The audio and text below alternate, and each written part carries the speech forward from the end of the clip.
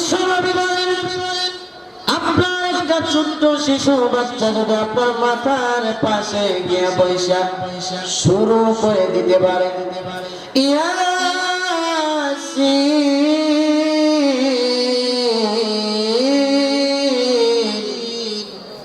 ওয়াল-কুরআনিল হাকীম।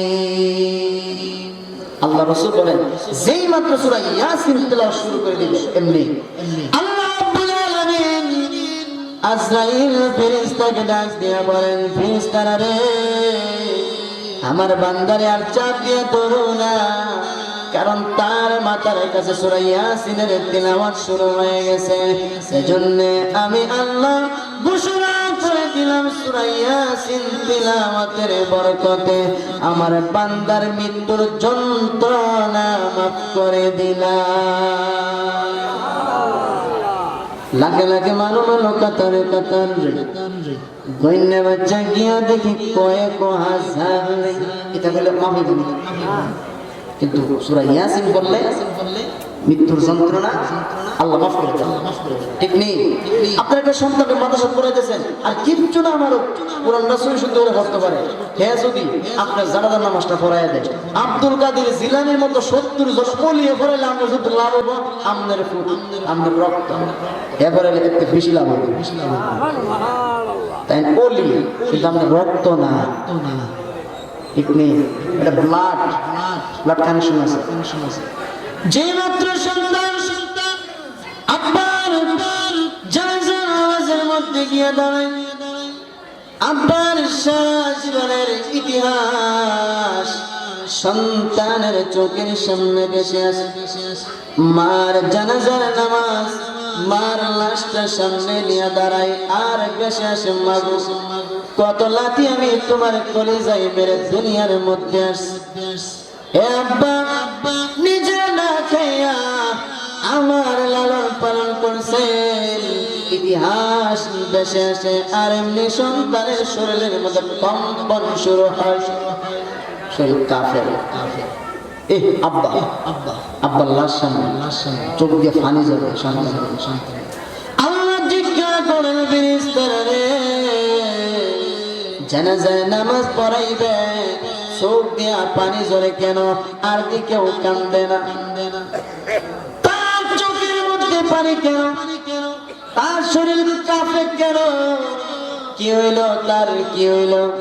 ফেরেশতারা জবাব দেন, প্রভু গো, রক্তে কান্দাই, এই যে মুর্দারা, এর রক্ত এর শরীর আছে, এই জন্য কান্দে ও কাঁপে ও, তার রক্ত তার শরীরে, এই জন্য সে কাঁপে, এই মহব্বতে সে কান্দে। আল্লাহ ডাক দিয়া বলেন, ফেরেশতারা রে, সাক্ষী দাও, জানাজার নামাজ সালাম ফিরানোর সাথে সাথে দুনো দলের জিন্দেগির গুনাহ মাফ করে দিলাম। জিন্দারা যারা কাঁপতেছে, জানাজা পড়াইতেছে, আর মুর্দারা দুনোটার মাফ।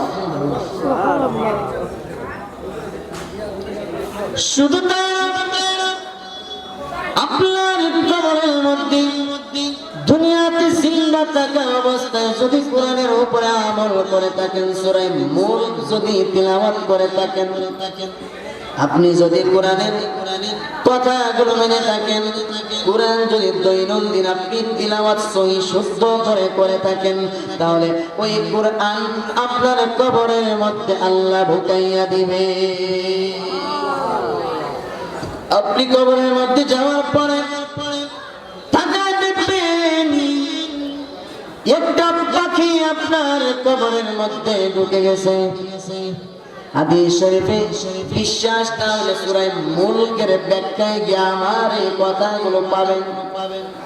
হাদিস শরীফে আল্লাহ রাসূল সাল্লাল্লাহু আলাইহি ওয়াসাল্লাম বলেন, যেই মাত্র কোরআন পড়নেওয়ালা লোকটা কবরের মধ্যে শুয়ে যাবে, এমনি তাকায় দেখে একটা পাখি তার বুকের উপরে এসে বসে গেছে আর দুইটা পাখা ছড়াইয়া দিয়েছে। মুর্দা ব্যক্তিরা ডাক দিয়ে বলে, কে গো তুমি? ও পাখি, কে তুমি আমার কবরের ভিতরে ঢুকে আমার বুকের উপরে বসেছো? পাখিরা ডাক দিয়ে বলে, আমি আসছি তোমার কবরের আযাবটা ফিরাইয়া দেওয়ার জন্য। পার এত দূরে চলে গেছে, চোখে দেখা যায় না, এত দূরে গেছে, ফুল স্পিডে আসতেছে আপনাকে চাপ দেওয়ার জন্য। ঠিক নেই? আমি কিন্তু মনে হচ্ছে কবর দুটো পা দূরে গেছে, মনে আমার বইরে আর আমি ঘুমাবার লেগে শুরু করে দিয়ে গেছে। না, দুইটা ফাঁড়া টাকা লাগবে কিন্তু ফিস্টি গায়ে দেয়। দুইটা ফাঁড়া ফাটা ছিলেন নি, টাকা লাগলে দুই হাত পিছিয়ে যায়, গিয়ে আয়া করে মারে, ফুটবল লাগতে দিলে দেখবেন পাঁচ হাত দূরে যায়, দৌড় মারে, কেড়ে হিট হইতো, হিট হইতো, কবর দূরে গেছে, দৌড় দেয় মারবো, আটটি বাইঙ্গা ইডি দাঁড়াই দিবে। রসুল হাত দিয়েছে, আল্লাহ রসুল হাত দেয় বলছে এমন সাপ জীবনে নারী ঘুরে মুখ হয়ে যাওয়ার পিছনে হয়ে যাবে, আর আটটি গুলো একটা এই অবস্থায় পাখিটা তার কবরের উপরে দুইটা পাখা সরে আজে ডাক দিয়া বলেন, ভয় করো না, আমি আসছি তোমার কবরের আযাব ফিরাইয়া দেওয়ার জন্য। এমনি মুর্দা লোকটা ডাক দিয়া বলে, এ পাখি তুমি কি পারবে এই কবরের চাপ প্রতিহত করতে? কবরের চাপ থেকে তুমি আমাকে বাঁচাইতে কি পারবে? পাখিরা ডাক দিয়ে বলে, আল্লাহর বান্দারে, তুমি মনে করেছো আমি দুনিয়ার কোনো পাখি? না রে আল্লাহর বান্দা, আমি দুনিয়ার কোনো পাখি নয়, আমি হইলাম আল্লাহ পাকের কালাম।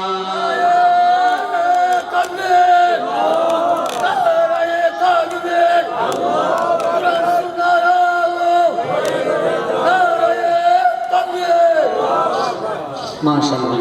এমনি তুমি কি পারবে আমার কবরের চাপ হইতে আমাকে বাঁচাইতে? হ্যাঁ আমি পারবো, কারণ আল্লাহর সৃষ্টির মধ্যে এমন কারো কোনো ক্ষমতা নাই আমারে প্রতিহত করবে, এমন ক্ষমতা কারো নাই, কারণ আমি আল্লাহর সৃষ্টি নয়, আল্লাহর ঐশী বাণী।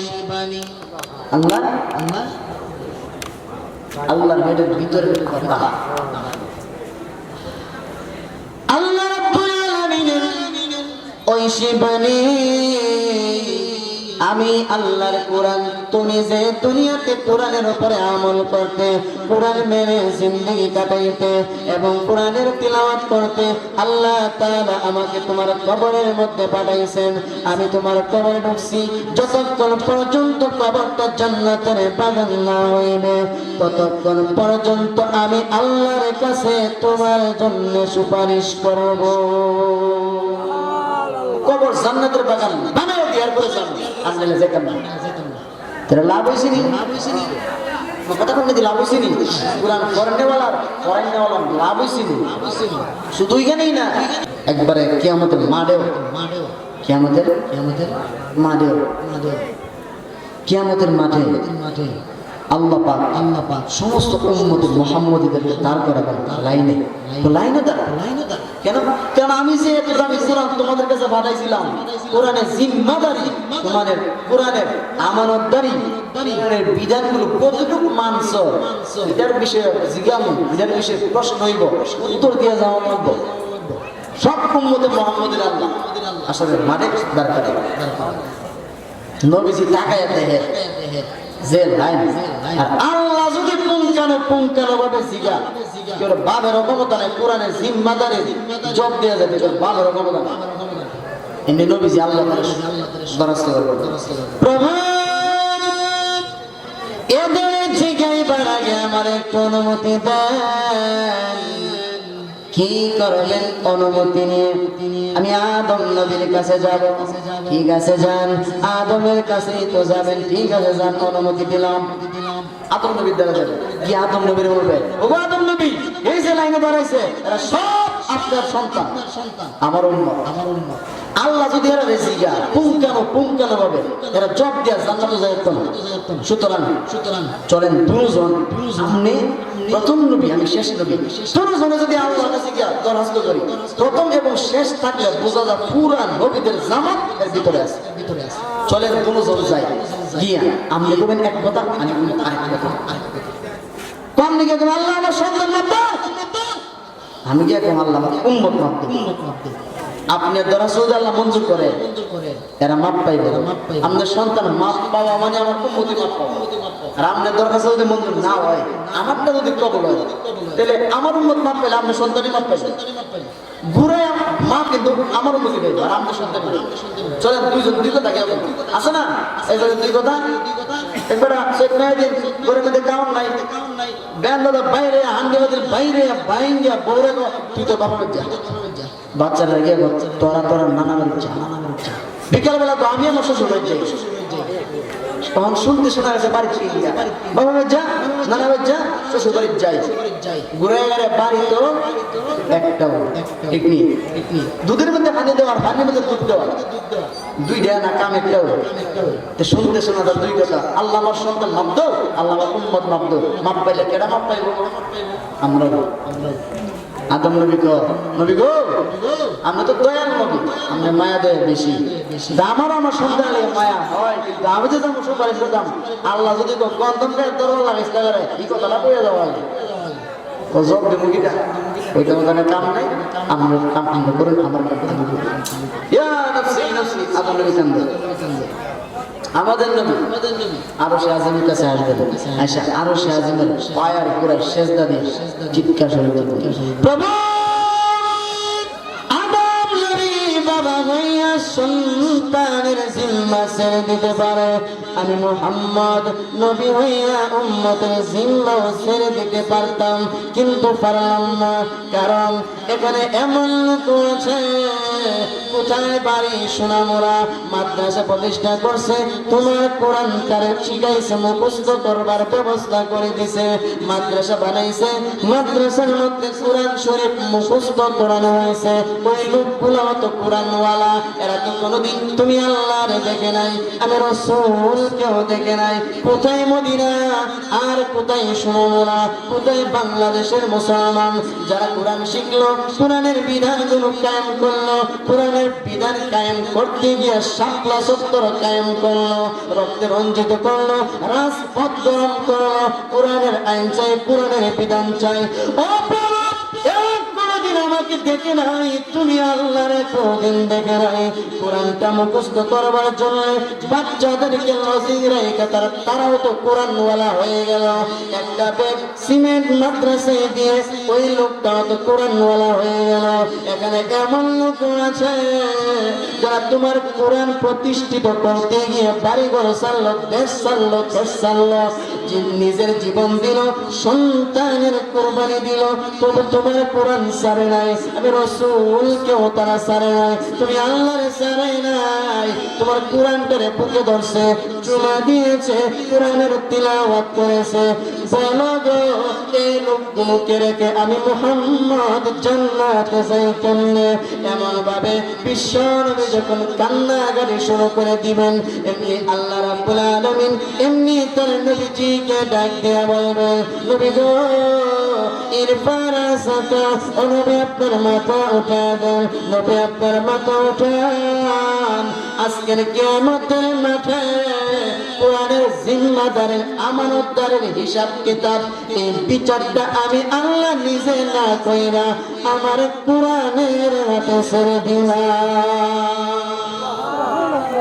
এই বিচারটা আমি করতাম দিলাম কোরআনের হাতে কোরআন যারে কইব কোরআন যার ব্যাপারে বলবে তাই সে মাফ এবার কোরআন বলল এই কোরআন যাও হাসরের মাঠে ঘুরে ঘুরে দেহ কেডা তোমার কত সেবা করছে কেডা তোমার মানছে কেডা তোমার বিধানগুলো অনুযায়ী আমল করছে কে তোমার মুখস্থ করছে কে তোমার সেবা যত্ন করছে কে বুকে লাগাইছে কে চুমা দিছে কে তোমার প্রতিষ্ঠিত করতে যায় চেষ্টা করছে কে মাদ্রাসা বানাইছে মাদ্রাসার মধ্যে কোরআনের হাফেজ তৈরি করা হয় ঠিক না বেটি কথা বলি এই ব্যবস্থাপনা কারা করছে কে যারা পরিমাণ তোমার সেবা যে করছে ধরলে কোরআন হাসরের মাঠে হাঁটা শুরু করে দিয়েছে আল্লাহ রাসূল বলেন হাঁটতে হাঁটতে হাজারো লাখো কোটি মানুষকে ধরে কোরআন হাতে ধরে আরশ আযমের সামনে খাতা ধরে দাঁড় করাবে সুবহানাল্লাহ কে বলেন সুবহানাল্লাহ কাতার ধরে দাঁড় করাবে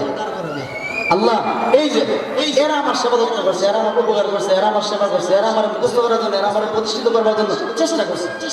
আল্লাহ এইভাবে তোর নাম ধরে ধরে কোরআন করতেছে। তখন কোরআন বলে আল্লাহ আমার এইভাবে সেবা যত্ন করছে। আল্লাহ বলে না এই যে এই বিরুদ্ধে না যেটা কোন কামে এক একটার নামে 199 করে মামলা আছে আমার আদালতে। না না এটার মাপ দেব কোরআন বলবে আল্লাহ তর্ক করার মতো ইচ্ছা নেই। কারণ রাসূল হাদিসে বলে কোরআন এমন ভাবে আল্লাহর সাথে হাসরের ময়দানে জেরা করবে, উকিলে যারা করে কোরআন এমন ভাবে জেরা করবে। রাসূল নিজে বলছেন কোরআন এমন ভাবে হাসরের মাঠে আল্লাহর সাথে জেরা করব যে জেরা কোন নবীও করতে পারবে না। আমি মুহাম্মদ, কারণ আমি আল্লাহর সৃষ্টি, কোরআন তো আল্লাহর সৃষ্টি না। কোরআন তো স্রষ্টার কালাম, অর্থাৎ মালিকের ভিতরের কথা, তার ঐশিক বাণী। আমি সে বলতেছি কথা বলা আমার বৃত্তে চাইতেছে না বাড়িতে চাইতেছে। কোরআন তো আল্লাহর বৃত্তে বেরিয়েছে। এজন্য রাসূল বলেন কোরআন এমন ভাবে আল্লাহর সাথে তর্ক করব, জেরা করব, যে তর্ক যে জেরা কোন নবীও করার সাহস পেত না। এমনি কোরআন আল্লাহ রাব্বুল আলামিন কে বলবেন প্রভু গো দুই কথার এক কথা তর্ক করার মতো ইচ্ছা নাই, দুইটা কথার একটা কথা হয়তো তাদেরকে মাফ দেন, আর না হলে আমারে অস্বীকার করো, বলো আমি কোরআন তোমার কালাম না। কি কথা ও যে তুই আমার কালাম না, কথা আল্লাহ না না না তুমি আমার কালাম, আমি আল্লাহ অস্বীকার করবো না, সেটা আমার ভিতরের কথা, আমার ঐশী বাণী, আমি তোমার অস্বীকার করবো কেন? ওদের মাপ দিলাম ধরে আনেছে কোরআনের দরখাস্ত মঞ্জুর করে ডাক দেয়া বলবেন ও আমার কালাম তোমার দরখাস্ত মঞ্জুর করে আমি যাদেরকে ধরে ধরে আনছো সবগুলোকে জান্নাতের টিকিট দিয়ে দিলাম। এই কোরআন আসলে ময়দানে গিয়াও কামা লাগছে নি কথা বলতে এই মাদ্রাসা থেকে প্রতি বছর হাফেজে কোরআন বাইরে হাফেজ কোরআন শরীফ মুখস্থ কইরা দৌড় শুনাইয়া পাগড়ি প্রতি বছর নেয় না জানেন তো এইগুলা তো এই হাদিস সাহেবগুলা জীবনে মরণ পর্যন্ত যত কোরআন পড়বে, যতটা ওয়াক্ত পড়বে, যত নামাজ জিকির আজকার তিলাওয়াত করবে সবগুলো সওয়াব লাগতো না। বলে আল্লাহ মাদ্রাসা প্রতিষ্ঠাতারে দিও, মাদ্রাসা যারা দান করে, মাদ্রাসা যাদের দানে চলে এরা দিও, এই কথা হে জীবনে কোন লাগতো না। অটোমেটিক আপনারা টেহাইতে হে খাইয়া পড়ছে, হে যে আপনার ঘরে লজিম থেকে খাইয়া যে হাবিসা হইছে সারা জীবনে হে যত আমল করবো সোয়াব অটো আপনি পাইবেন, অটোমেটিক আপনি পাইবেন। এবং প্রত্যেকটা আবিষ্কার কমের পক্ষে 10 জন করে লোক কিয়ামতের মাঠে সুপারিশ করে জান্নাতে নিব, কারারে যাদের উপরে জাহান্নাম অবধারিত হয়েছে, মানে ওয়াজিব হয়েছে, আতবা বাইতে লইছে, এই অবস্থায় সুপারিশ করে জান্নাতে নিব। আবিষ্কারের মা বাবা 10 জনের নাম কয়ে দেই। আবিষ্কারের মা বাবা, দাদা দাদা, নানা নানি, শ্বশুর শাশুড়ি, লজিং মাস্টার নি, লজিং করে লজিং পুরুষ চাচা আর চাচি 10 জন হয়েছে নি 10 জন, তাহলে তো সৌভাগ্যবান।